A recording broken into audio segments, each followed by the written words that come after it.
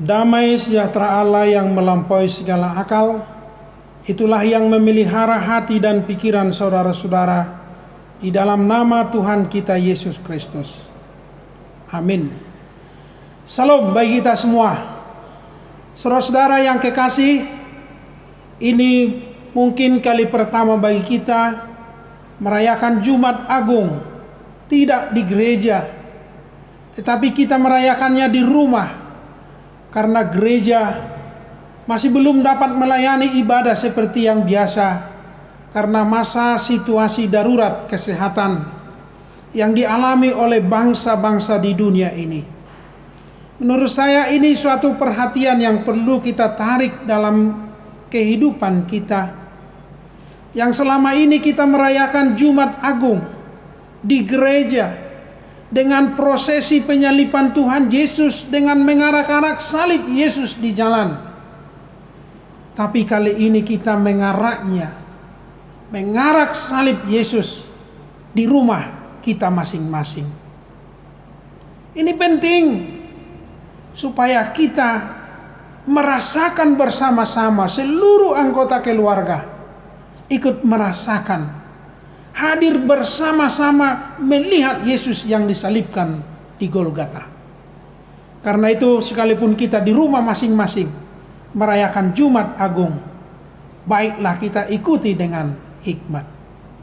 Firman Tuhan dalam ibadah Jumat Agung hari ini tertulis dalam Matius 27 dimulai dari ayat 45 sampai ayat 56. Demikian firman Tuhan.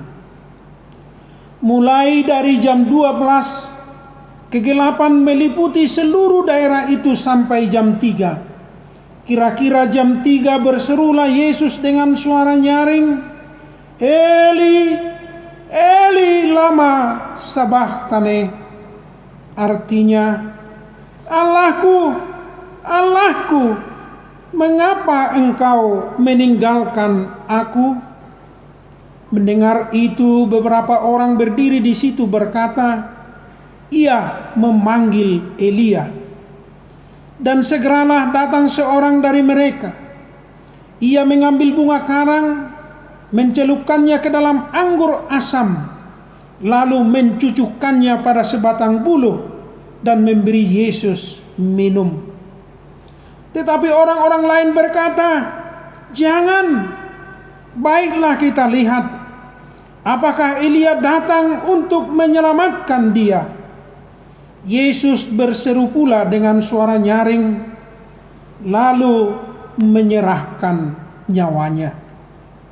Dan lihatlah, tabir bait suci terbelah dua, dari atas sampai ke bawah, dan terjadilah gempa bumi, dan bukit-bukit batu terbelah, dan kuburan-kuburan terbuka, dan banyak orang kudus yang telah meninggal bangkit.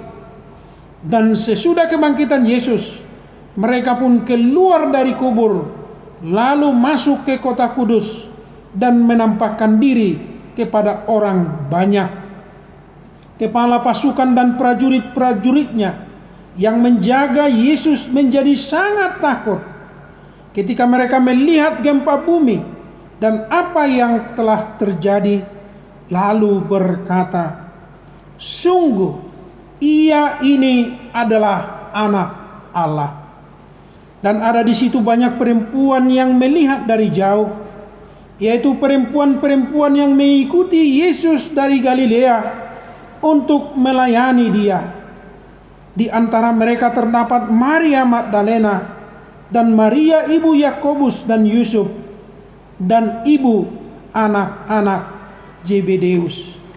Demikianlah firman Tuhan. Saudara-saudara yang kekasih, peristiwa Jumat Agung adalah peristiwa yang besar, yang sangat agung, yaitu kita menyaksikan karya keselamatan Allah melalui peristiwa salib. Dengan melihat salib, sesungguhnya kita bukan melihat kematian, tetapi dengan melihat salib, Dengan melihat kematian Yesus Kristus, kita melihat kehidupan umat manusia. Karena itu saudara-saudara, dalam merayakan Jumat Agung, kita harus melihat Yesus itu sendiri. Yesus adalah titik sentral dalam merayakan Jumat Agung. Apa yang kita lihat bapak-bapak dan ibu-ibu dalam peristiwa Jumat Agung pada diri Yesus? Setidaknya ada 4 hal. Yang pertama, Yesus itu berjalan di Via Dolorosa. Artinya Yesus berjalan mengikuti penderitaan. Dia tabah, dia sabar, sakit yang dia rasakan, pukulan, ludah, dan segala kebencian yang disampaikan kepada Yesus. Ditambah beban salib, dia pikul tanpa menyerah. Inilah yang dilakukan oleh Yesus. Rela menderita dan berjalan terus sampai ke titik yang ditentukan oleh Tuhan, yaitu salib Golgota.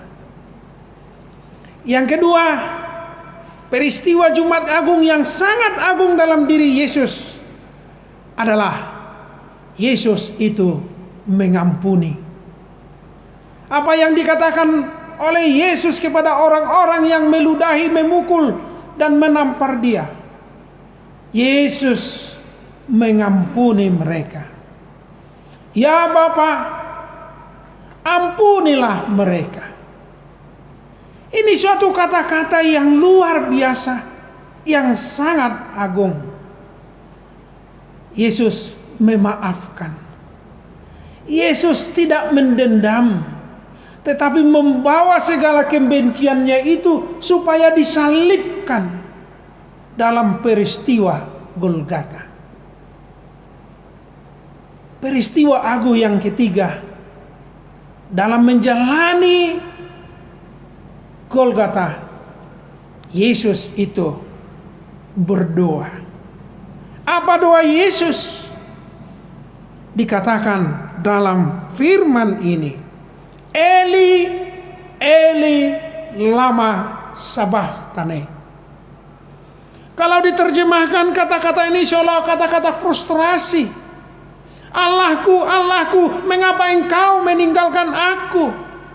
Seolah sikap protes terhadap Tuhan yang membiarkan dia menderita sengsara. Saudara, Eli, Eli, lama sabachthani bukanlah kata-kata frustrasi, bukanlah kata-kata putus asa. Tetapi Yesus sebagai orang saleh berdoa seperti doa orang Yahudi yang tertulis dalam Mazmur 22. Allahku, Allahku, mengapa engkau meninggalkan aku? Ini adalah doa orang saleh. Ketika menghadapi pergumulan, dia menyerahkannya kepada Tuhan dan percaya Tuhan akan menolong dia. Jadi kalau Yesus mengatakan di sini, Eli, Eli, lama sabachthani, bukanlah sikap protes seolah-olah Tuhan meninggalkan dia, tetapi justru dalam penderitaan yang berat dan hanya selangkah 2 langkah lagi dia akan mati di kayu salib, Yesus menyerahkan seluruh penderitaan itu ke dalam tangan Tuhan. Dan yang keempat, peristiwa agung yang dilakukan oleh Tuhan Yesus di kayu salib adalah menyerahkan nyawanya. Yesus mempersembahkan hidupnya untuk tebusan dosa-dosa manusia. Ya Bapa, ke dalam tanganmu kuserahkan nyawaku. Itulah penyerahan diri Tuhan Yesus, mempersembahkan hidupnya untuk menjadi tebusan dosa-dosa kita. Dosa saya, dosa saudara-saudara, dosa dunia ini telah ditebus oleh Yesus Kristus. Saudara-saudara, kalau Yesus rela mati di kayu salib, apakah yang mau dilakukan oleh manusia? Kematian Yesus itu hendaknya tidak sia-sia, tetapi melakukan transformasi. Peristiwa salib harus merubah manusia lama menjadi manusia baru. Setidaknya dalam firman ini ada sifat-sifat manusiawi yang harus kita rubah setelah merayakan Jumat Agung. Sifat-sifat manusia lama setelah melihat salib Kristus harus berubah. Yang pertama dalam firman ini yaitu seorang yang berlari membawa anggur yang asam kepada Tuhan Yesus. Inilah sikap manusia yang tidak mau berterima kasih, yang tidak mengenal budi baik. Manusia itu berkhianat, tidak pernah mengucapkan terima kasih atas kebaikan orang lain. Harus dirubah. Saya yakin orang-orang yang hadir dalam mengikuti prosesi penyaliban Tuhan Yesus itu, mungkin mereka adalah sebagian orang-orang yang menikmati anggur yang baik ketika Yesus hadir di perkawinan Kana. Tetapi peristiwa Golgota, anggur yang asam yang diberikan oleh mereka kepada Yesus. Itu sifat manusiawi yang harus dirubah oleh peristiwa salib. Kiranya menggetarkan hati kita untuk merubah kehidupan kita. Jangan balaskan kebaikan dengan kejahatan. Jangan balaskan madu dengan tuba. Jangan balaskan yang baik dengan racun. Tetapi lakukanlah kebaikan yang lebih baik. Yang kedua yang harus ditransformasi peristiwa Jumat Agung dari diri manusia, yaitu ketidakpedulian. Lihatlah ketika ada orang yang mau memberikan anggur asam, ada orang yang menghentikan dia. Biarkan. Kita lihat Elia akan menolong dia. Orang sudah mau mati di depannya, tetapi tak mau melakukan sesuatu apapun. Ini adalah kata hati yang telah mati. Tidak ada lagi nurani untuk menolong orang lain yang harus kita tolong. Ketidakpedulian, ego, dan tidak peduli dengan orang lain.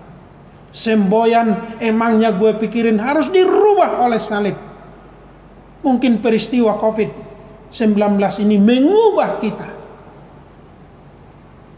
Yang sehat, yang sakit, yang kaya, yang miskin, tidak peduli siapapun. Semuanya dihantam oleh COVID. Saudara, ayo merubah diri. Yang selama ini tidak peduli dengan orang lain, tidak peduli dengan nasib orang lain, tidak peduli dengan karyawannya, tidak peduli dengan anak buahnya, tidak peduli dengan lingkungan sekitarnya. Hari ini peristiwa Jumat Agung harus mengubah kita untuk peduli terhadap orang lain. Yang ketiga menurut saya, orang-orang yang melihat peristiwa penyaliban harus merubah diri.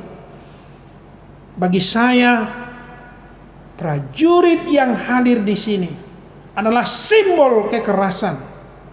Lihatlah, mereka menunggang kuda, membawa tongkat, membawa tombak untuk menghajar Tuhan Yesus selama Via Dolorosa.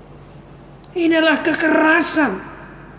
Kekerasan di dunia ini harus dirubah oleh salib.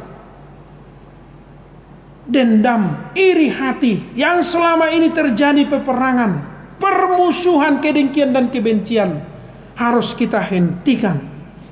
Seluruhnya orang-orang yang menganggarkan hidupnya, yang membanggakan kekuasaannya, yang membanggakan pedangnya, harus tertunduk malu karena Yesus telah mati untuk kita. Pedang harus diasah menjadi cangkul. Kekerasan harus diubah menjadi kasih. Iri hati dan dendam harus diubah dengan kebaikan. Kejahatan harus dikalahkan dengan pengampunan. Itulah yang dikehendaki oleh Yesus yang menyerahkan nyawanya mati di Golgota. Saudara, Jumat Agung ini mengubah kita untuk melakukan transformasi keempat hal itu dalam kehidupan kita. Karena Yesus telah mati untuk kita dan telah memberikan jaminan keselamatan untuk kita. Apa yang terjadi ketika Yesus mati di Golgota? Ada peristiwa penting di sini dan sekaligus juga menggugah kita. Yang pertama, tabir bait Allah terbelah dua. Apa itu bapak-bapak dan ibu-ibu? Yang selama ini ada gap pemisah antara ruang Maha Kudus dan ruang kudus dalam bait Allah itu telah dirubuhkan oleh Tuhan Yesus. Saudara bisa menjadi imam. Saudara bisa memberikan kurban persembahan. Anda bisa meminta doa pengampunan dosa langsung kepada Tuhan Yesus tanpa imam. Berarti orang-orang percaya harus bisa menjadi imam yang merubah hidupnya, yang membawa dirinya langsung kepada Tuhan. Karena Yesus Kristus itu telah mendamaikan kita dengan Allah. Yang kedua, peristiwa kematian Yesus itu ada gempa, dan saat gempa itu banyak kubur-kubur terbuka dan orang mati bangkit. Apa artinya itu? Kita semua manusia harus mengalami kematian. Tetapi kematian kita telah dijamin oleh kematian Kristus. Karena itu, barang siapa yang percaya kepada Yesus Kristus tidak akan binasa, tetapi memperoleh hidup yang kekal. Orang-orang yang merayakan Jumat Agung berarti dia merayakan kehidupan. Kematian Yesus Kristus telah memberikan kehidupan bagi kita. Dan yang terakhir dari khotbah ini, yaitu kita diingatkan bahwa hidup orang percaya harus setia mengikut Tuhan Yesus dan mau melayani Tuhan Yesus. Itulah yang dicatatkan oleh Matius. Dalam ayat-ayat terakhir khotbah ini ada Maria Magdalena, ada Maria ibu Yakobus, dan mereka mengikuti Yesus sampai ke Golgota dan mereka mau melayani Tuhan Yesus. Orang-orang yang merayakan Jumat Agung, orang-orang yang memahami peristiwa pengorbanan Tuhan Yesus, berarti menjadi orang percaya yang setia.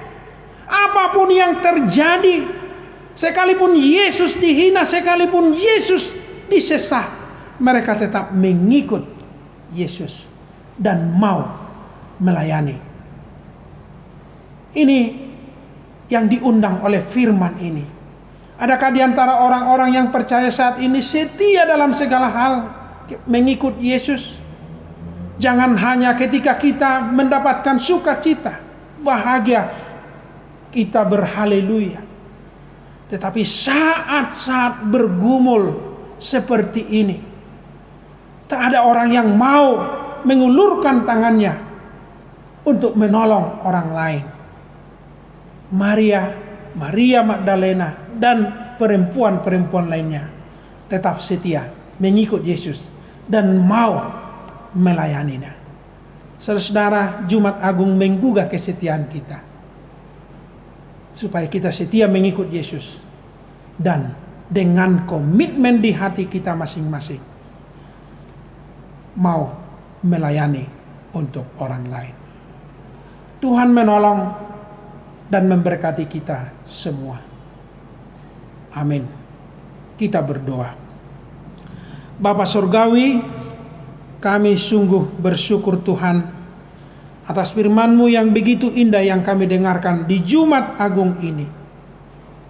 Sekalipun kami tidak bisa merayakan Jumat Agung di gereja karena masa darurat kesehatan saat ini Tuhan, tetapi biarlah salib-Mu kami bawa dalam kehidupan kami masing-masing. Pengorbanan-Mu di Golgota kami bawa di rumah kami masing-masing. sehingga Engkau menyelamatkan dan menebus kami dan keluarga kami masing-masing. Ya Tuhan, lindungilah seluruh warga jemaat atas apa yang mereka alami saat ini. Khawatir, gelisah, takut, sakit, dan apapun yang mereka alami. Hadirlah Tuhan untuk menolong dan melindungi kami. Ya Tuhan, biarlah setiap orang percaya melalui peristiwa Jumat Agung ini, nama-Mu semakin diagungkan. Dan biarlah setiap orang percaya semakin memiliki komitmen untuk setia mengikut Engkau. Dan kami bersedia melayani Engkau. Rubahlah hidup kami Tuhan, dari kebencian, iri hati, dendam, dengan penuh kasih. Rubahlah hidup kami Tuhan, dari keegoan dan ketidakpedulian, menjadi manusia dan orang-orang yang peduli dengan orang lain. Rubahlah hidup kami Tuhan, yang penuh kekerasan dan kekejaman, agar penuh cinta kasih dan damai sejahtera. Kami berdoa di dalam nama Yesus Kristus, Tuhan dan Juru Selamat kami.